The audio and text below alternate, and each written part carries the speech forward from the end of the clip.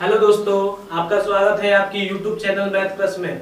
मैं आप सबका भाई अमित आज फिर से कुछ इंपॉर्टेंट टॉपिक्स लेके आया हूँ। और इंपॉर्टेंट टॉपिक्स ही नहीं है, वो इंपॉर्टेंट क्वेश्चन है जो कि एग्जाम में हूबहू आएंगे। इस बार के एग्जाम में पक्का आएंगे, अगर नहीं आएगा तो YouTube पे पढ़ाना छोड़ देंगे, पक्का आएगा ही आएगा।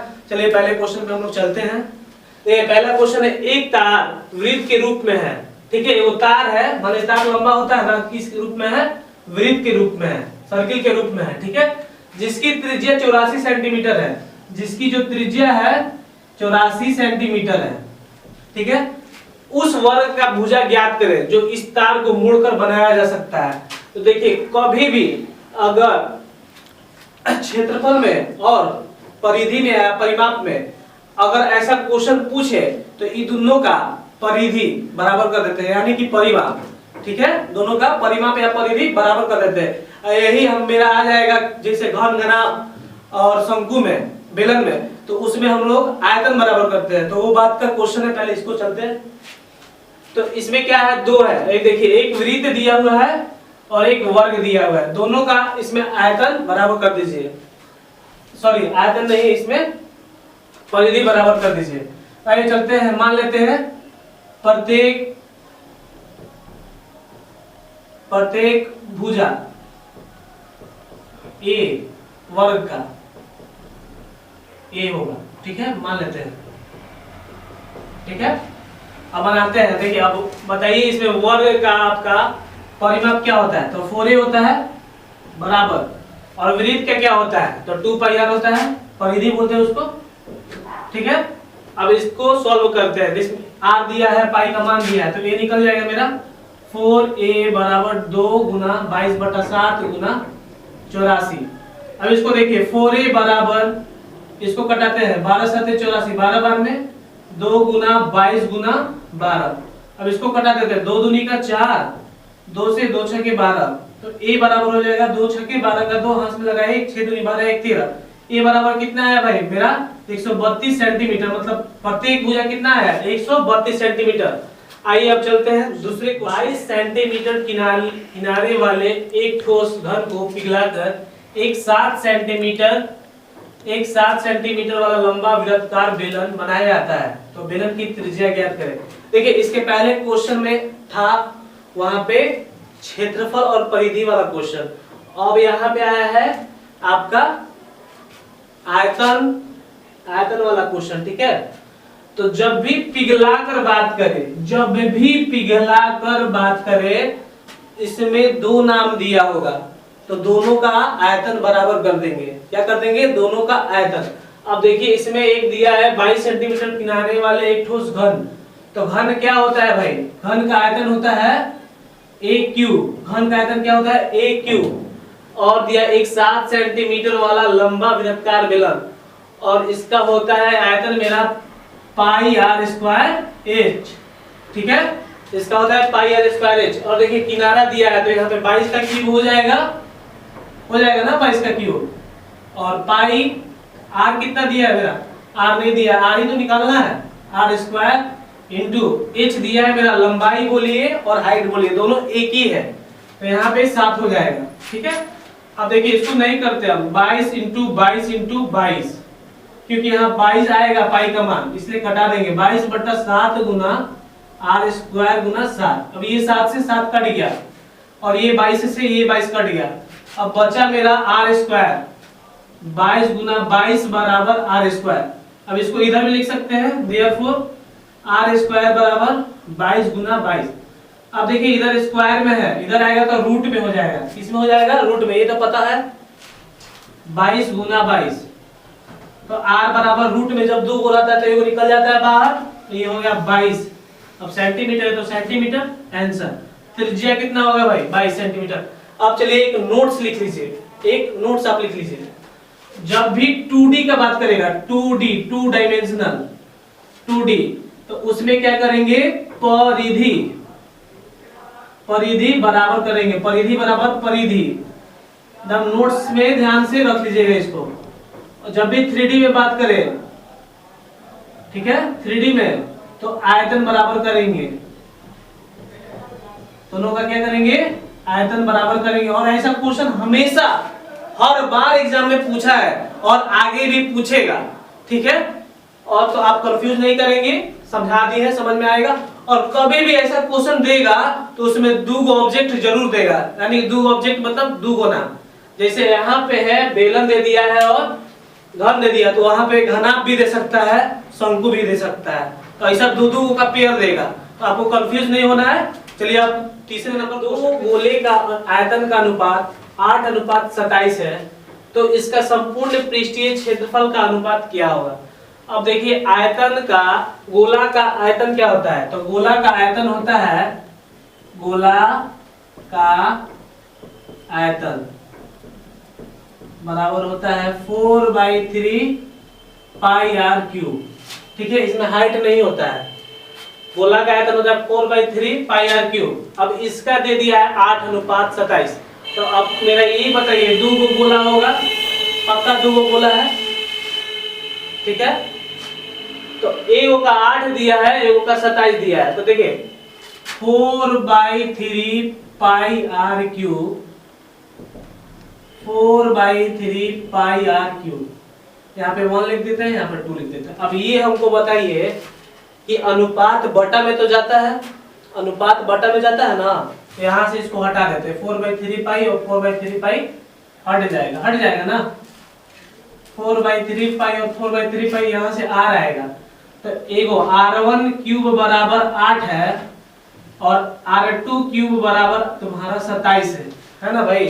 तो यह क्यूब है तो ये इधर पलटेगा, तो r1 बराबर ये आ जाएगा क्यूब रूट 8, तो ये हो जाएगा 2 का क्यूब होता है 8। अब आइए r2 आ जाएगा आपका क्यूब रूट 27, ये 3 का है, तो मेरा r1 आया यहाँ से और r2 आया, मतलब कि त्रिज्या आया, ठीक है।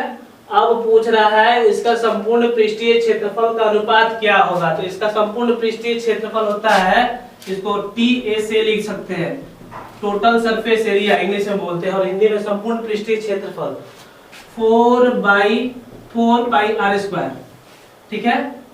अनुपात पूछ रहा है 4 पाई आर स्क्वायर, तो r1 r2। अब देखिए वो बात बताते हैं, इसका संपूर्ण पृष्ठीय क्षेत्रफल और वक्र पृष्ठीय क्षेत्रफल दोनों सेम होता है, बहुत लोगों को नहीं पता होगा। वक्र पृष्ठीय क्षेत्रफल और संपूर्ण पृष्ठीय क्षेत्रफल दोनों का सेम होता है, TA से और CA से। इसका सारा क्षेत्रमिति का सारा फॉर्मूला एक वीडियो में बना देंगे, आप लोगों को प्रोवाइड हो जाएगा, ठीक है। आइए बनाते हैं इसको। तो देखिए इसमें भी 4 पाई कॉमन कर लेते हैं, रेशियो है तो घटाते नहीं, हटा देते हैं। और r1 कितना है 2, तो 2 का स्क्वायर हो जाएगा, और r2 कितना है 3, तो 3 का स्क्वायर हो जाएगा। तो r2 का स्क्वायर 4 और 3 का स्क्वायर 9, ये होगा मेरा आंसर। आइए चलते हैं एक पाद बिंदु से, जो मीनार के पाद बिंदु से 30 मीटर की दूरी पे है, मतलब कहने का मतलब है यहाँ से जो यहाँ है, यहाँ से जो यहाँ है 30 मीटर है। कितना है भाई 30 मीटर है, ठीक है। अब कह रहा है मीनार के शिखर का उन्नयन कोण 30 डिग्री का है, मीनार के शिखर का उन्नयन कोण जो है 30 डिग्री का है। अब ये बताइए उन्नयन कोण नीचे बनता है कि ऊपर है, नीचे बनता है मेरे भाई, तो 30 डिग्री का है। भाई यहाँ पे बोल रहा है मीनार की ऊंचाई ज्ञात करें, तो खींच दीजिए, ठीक है, नाम दे दीजिए ABC, ठीक है। अब बताइए इसमें होता है, बहुत लोगों को कंफ्यूजन होता है क्या ले, लेकिन तो मैथ में नहीं बुझाता है, ठीक है। वो तो हवा में रहती है, सब रट्टे मार लेती है, मार्क्स सोशल साइंस रट्टा मार लेंगे, मैथ में 0 सन्नाटा बुझाया ही दादा, ये क्या हो गया। आइए चलिए ABC, यहाँ पे 90 डिग्री बनेगा, इसके ठीक सामने एक कर्ण होगा, ठीक है। यहाँ पे कोण बन रहा था, ये लंब होगा, ये लंब होगा, और ये बचला होता आधार होगा बाबू, नीचे वाला आधार होता हो, ठीक है। अब गड़बड़ा जाता है कि साइन ले कि कॉस ले कि टैन ले, तो देखो मेरा दिया हुआ है,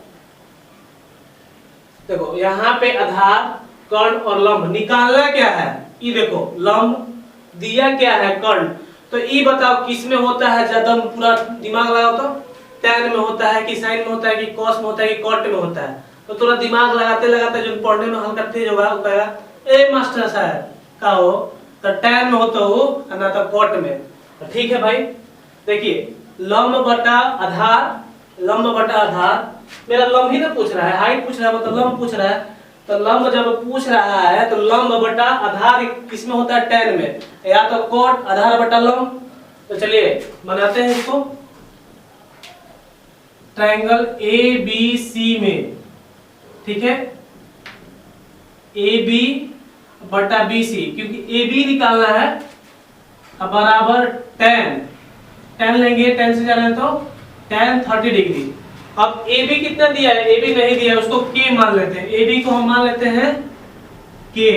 तो AB बराबर K और BC बराबर 30, ठीक है, लिख दिए। और tan 30 का मान कितना होता है भाई, tan 30 का मान कितना होता है बताइए। अब तो हमको भी नहीं पता है, हम भुला गए हैं, कैसे पता चलेगा। तो कुछ नहीं करना है, साइन का मान कितना होता है 1/2 और cos का मान होता है √3/2, पलट जाता है 2/√3, तो 1/√3 आएगा। ये भी दिमाग में रखना है, गड़बड़ाना नहीं है, 1/√3।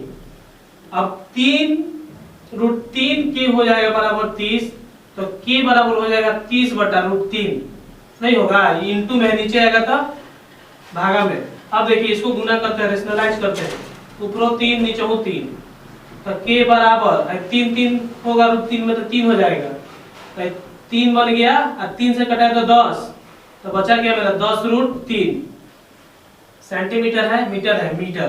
तो मेरा ये कितना है हाइट 10√3, ठीक है। अब देखिए इस पे एक टॉपिक बनाएंगे पूरा बढ़िया से, काहे साइन लेंगे, काहे कॉस लेंगे, काहे tan लेंगे, काहे कोसेक लेंगे, काहे सेक लेंगे, काहे कॉट लेंगे, ठीक है। अभी चलते हैं दूसरे क्वेश्चन पे। यदि दो संख्याओं का गुणनफल 2166 है एवं उनका मौसा 19 है, तो उनका मौसा क्या होगा। आइए चलिए बनाते हैं। इसका फॉर्मूला होता है, आप लोगों को पता है तो पता है तो बना लीजिएगा, नहीं पता तो हम वही है बता देते हैं। इसका फॉर्मूला होता है दो संख्याओं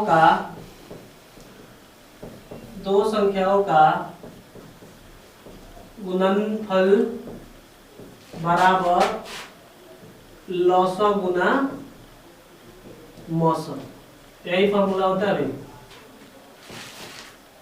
ठीक है। अब दो संख्याओं का गुणनफल कितना दिया हुआ है मेरा 2166, लॉसा निकालना है, लिख देते हैं लॉसा गुना मौसा कितना दिया है मेरे भाई, मौसा 19 दिया है,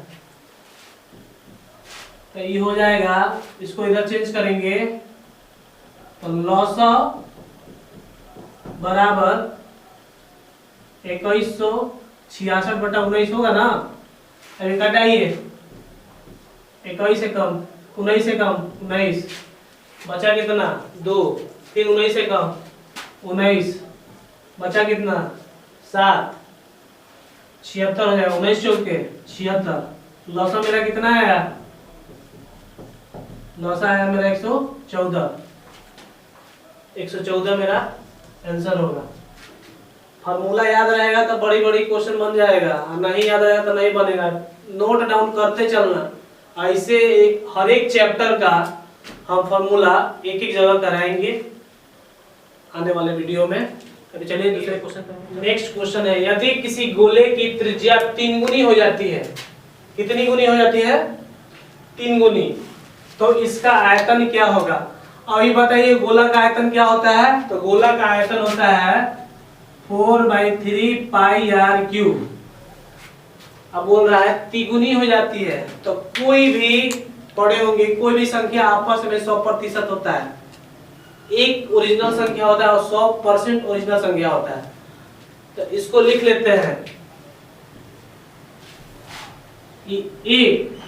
एक से कितना हो गया, ये 3 हो गया। तो इसका क्या तिगुनी हो जा रहा है भाई, तो त्रिज्या, तो इन दोनों में तो कॉमन रहेगा ही रहेगा ना भाई। और मान लीजिए गुना करेंगे दोनों में होगा, तो इसको स्किप करते हैं, आर क्यूब, एक का क्यूब कर देते हैं, ठीक है। पहले 1 था, अब कितना हो गया भाई मेरे 3 गुना है, तो 3 का क्यूब करेंगे फॉर्मूला के अकॉर्डिंग, 1 से 3 हुआ ना, अब त्रिज्या है तो मेरा चेंज कर दिए। तो 1 का क्यूब कीजिएगा तो 1 और 3 का क्यूब कीजिए तो 27। आइए बताइए कितना गुना बढ़ गया इससे, ये कितना गुना बढ़ गया इससे? 27 गुना बढ़ गया। कितना गुना बढ़ गया? 27 गुना। तो मेरा आंसर कितना होगा? 27 गुना। ठीक है, ये था ऑब्जेक्टिव के लिए। अगर ऑब्जेक्टिव आए तो ऐसा बना देगा, लेकिन तो बुझेबो नहीं करता होगा, कैसे कैसे कर दिया, ऐसे करती है सर। दादा ये कैसे बन गया सर, नहीं बुझा रहा है। टेंशन ना लो, बताते हैं। फॉर्मूला तो पता ही है। अब बोल रहा है 3 गुना बढ़ गया है भाई। ठीक है, तो पहले था 4/3 पाई, r की जगह 1 रख सकते हैं, तो 1 का क्यूब करेंगे तो आएगा मेरा 4 पाई। ठीक है, 4/3 पाई। अब कितना बढ़ गया था? 3 गुना। तो 4/3 पाई गुना 3 का पावर क्यूब करेंगे तो हो जाएगा 4/3 पाई, 3 का पावर 27, 3 का पावर 3 मतलब 27। तो हो जाएगा ये आपका, ऐसे लिख सकते हैं इसको, 27 गुना 4/3 पाई। ठीक है, ये मेरा कितना गुना? आप देखिए इसमें भी 4/3 है, इसमें भी 4/3 है, यहाँ पे कुछ नहीं था, 1 है ना। ये कितना गुना बढ़ जा रहा है? यहाँ पे भी 27 गुना। ठीक है, देखिए नेक्स्ट क्वेश्चन है, गुणनखंड द्वारा द्विघात समीकरण के मूल निकालें। क्वेश्चन है 4x² - 12x + 9। ठीक है, देखिए इसको बनाने के लिए आप लोगों को पता होगा, बट बताते हैं। फर्स्ट में और लास्ट में मल्टीप्लाई करते हैं, वो भी मन में। फर्स्ट में और लास्ट में क्या करते हैं? मल्टीप्लाई करते हैं मने मने। तो 9 चौका 36 हो जाएगा। कितना हो जाएगा?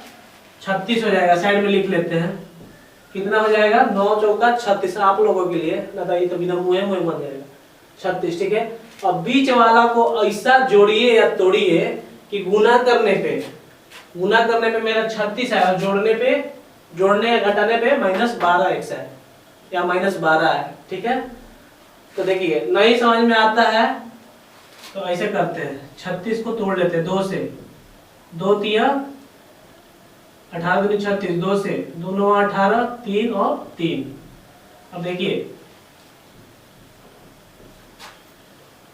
4 और 9, 4 9 36 और 9 4 13 हो जाएगा, नहीं होगा। लेकिन यही 6, 3 2 6 और 3 दूनी का 6 और 3 दूनी का 6, तो 6 6 12 हो जाएगा जोड़ने पे। अब 6 6 का 36 हो जाएगा। तो इसको लिख सकते हैं 4x² - 6x तब ना -12x होगा, और गुना करने पे माइनस माइनस प्लस हो जाता है। समझ में आ रहा है ना? 9। अब देखिए यहाँ पे हम कॉमन लेते हैं, तो कॉमन कितना लेते हैं? 2 का लेना चाहिए। तो यहाँ पे 2x कॉमन ले लेते हैं, तो बचेगा x - 3 2 3 6, और यहाँ पे हम कितना ले लेते हैं? माइनस ले लेते हैं, -2 ले लेते हैं, 2 3 नहीं 3 ले लेते हैं। ठीक है, 3 ले लेते हैं। कितना ले लेते हैं? 3 ले लेते हैं। ठीक, यहाँ पे सॉरी 2x होगा, यहाँ पे 2x होगा, तब ना 4x² होगा। यहाँ पे 3 कॉमन लेते हैं, तो यहाँ पे हो जाएगा 2x और 3 3 का 9। देखो जब भी गुणनखंड विधि आए तो अंदर वाला ये ब्रैकेट वाला दोनों सेम होना चाहिए, तभी मेरा सही होता है। अंदर ये ब्रैकेट वाला सेम होना चाहिए। तो यहाँ से 2 निकला मेरा, 2x - 3, और ये दोनों को निकाल कर 2x - 3। ठीक है, तो 2x बराबर, ये माइनस है इधर जाएगा प्लस, तो x बराबर 3/2। इसके लिए भी वही आएगा 3/2। तो मेरा 2 गो मूल निकल गया, 3/2 और 3/2। चलिए चलते हैं नेक्स्ट क्वेश्चन। देखिए दो संख्याओं का अंतर 14 है और उनके वर्गों का अंतर 448 है, तो संख्या ज्ञात करें। तो जो दिया है पहले लिख लेते हैं। दो संख्या मान लिए, पहला संख्या x और दूसरा y। ठीक है, तो अकॉर्डिंग टू देयर क्वेश्चन के अनुसार x - y बराबर 114 और दे रहा है इसके वर्गों का अंतर। तो x² - y² बराबर 448। ठीक है, अब जो दिया था वो कर लिए। अब देखिए करते हैं, इसको तोड़ते हैं यहाँ पे, X square minus Y square का फॉर्मूला होता है एक्स प्लस वाई और एक्स माइनस वाई। पता ही होगा आपको, नहीं पता है तो देख लीजिए, यहाँ पे पुट करेंगे। इसको इक्वेशन फर्स्ट मान लेते हैं, इसको इक्वेशन सेकंड मान लेते हैं। तो इक्वेशन सेकंड से समीकरण सेकंड से, ठीक है।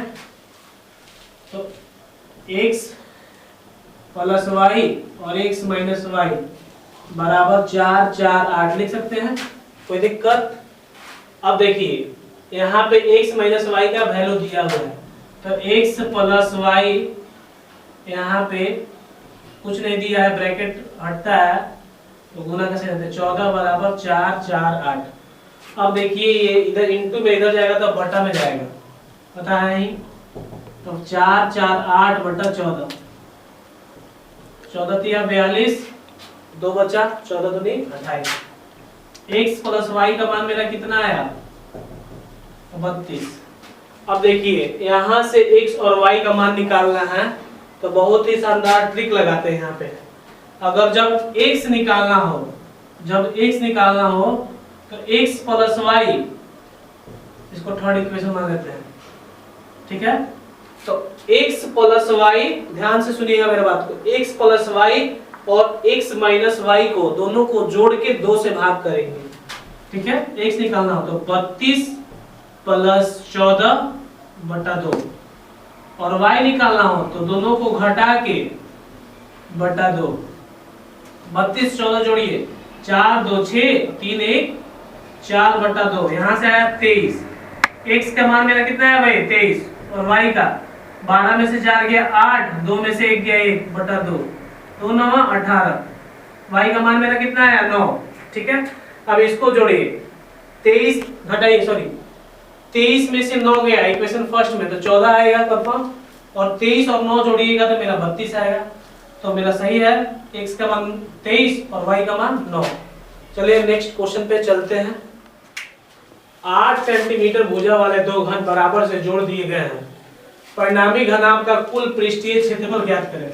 अब हमको ये बताइए, 8 सेंटीमीटर वाला दो घनाभ है, अगर मान लीजिए है का ये लंबाई है 8 सेंटीमीटर और एक और लेते हैं, ये जोड़ेंगे तो ये मेरा 8 8 बढ़ ना जाएगा जी। इसका ऊंचाई तो सेम रहेगा और इसका चौड़ाई भी सेम रहेगा। कहाँ है ये घन है, एक एग्जांपल लेके बता रहे हैं, घन है तो इसका केवल लंबाई बढ़ेगा। देखिए बताते हैं, यहाँ पे लेंथ है 8 सेंटीमीटर, मान लीजिए ये ब्रेथ भी है 8 सेंटीमीटर और ये हाइट भी है 8 सेंटीमीटर, ठीक है। काहे कि घन है इसलिए सब बराबर होता है घन में, ठीक है। अब ई है यहाँ से यहाँ 8 और दोनों को जोड़ देते हैं तो ये भी तो 8 जुड़ गया, लेकिन चौड़ाई तो वही रह गया और हाइट तो वही रह गया, ठीक है।